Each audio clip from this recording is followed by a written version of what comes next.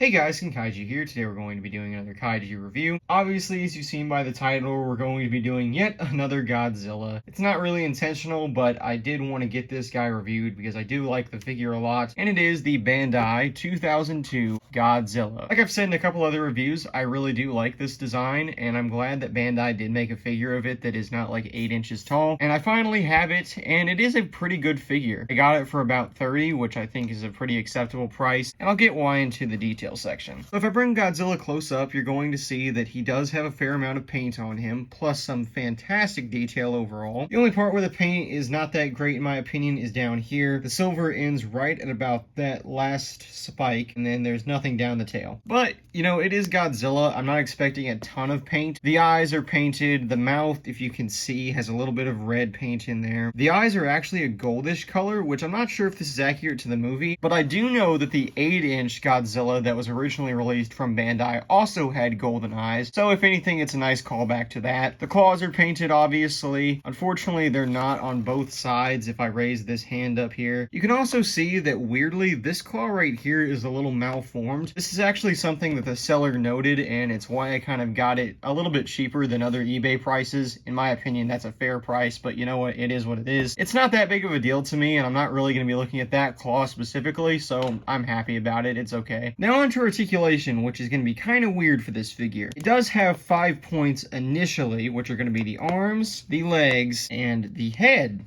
weirdly enough. This is not something you would usually see on Godzilla figures, not even like Millennium Godzilla figures. That's kind of unusual. But whenever I got the figure, the tail was glue sealed. I did not like that, so I actually did go ahead and break that glue seal, and as you can see, the tail rotates now. Kind of going on a rant here, I am not a fan of whenever they glue seal parts like this. If you're going to make a separate piece that is in a circular shape, you might as well make it an articulation point, but they don't. They make it a glue seal, and it really annoys me. So recently I've been trying to break a couple on a few figures I have, starting off with this guy. Now let's put him to the side here for sizing. I have a couple of Godzillas, and I also have the monster that he fought primarily in his film, which is of course Kiryu. Now these guys are actually from 2 separate movies. This one is from Tokyo SOS, and of course this is from the first Godzilla against Mechagodzilla, but they are roughly, you know, the exact same monsters that they each fought, so it's not that big of a deal. And they look pretty good next to each other. Kiryu is taller than Godzilla, which is how it should be. Next, I will compare him to a Godzilla that I recently showed off in my last review, which is going to be the Godzilla from Godzilla vs. Megaguirus. Now, weirdly enough, this guy is actually a fairly tall figure. He's about 6.5 inches tall, but compared to this Godzilla right here, he's actually a little bit shorter, which makes this guy probably closer to 7 inches. This is kind of what I was talking about earlier when a lot of Millennium Godzillas don't have articulation here at the neck, usually because of the shape, it is just one piece. And finally, I'll compare him to another Godzilla figure which I recently reviewed, the Bandai Creations Burning Godzilla. Obviously, the Millennium one is going to be a little bit taller, mostly because of the position of both figures. These are 2 of my favorite Godzilla figures I have. Looks pretty good. And that right there is going to be the review on the Bandai 2002 Godzilla. This figure is pretty good, and for a recent Bandai figure especially, I would say it's a lot better than some of the other stuff I've been seeing them release. Obviously, this is a mainline Toho Godzilla, so they're going to treat it probably a little bit better than others. But even still, I think this one is pretty high quality, especially for a mainstream release. I've even seen Godzilla Store exclusives that actually have less detail and effort put into them, so I'm pretty happy that they went all out for this guy. There's obviously some things that could be better, but you know what? I'm not going to complain too much. The figure still looks good, and I'm happy to have it. Thank you all for watching, and I will see you all in the next video.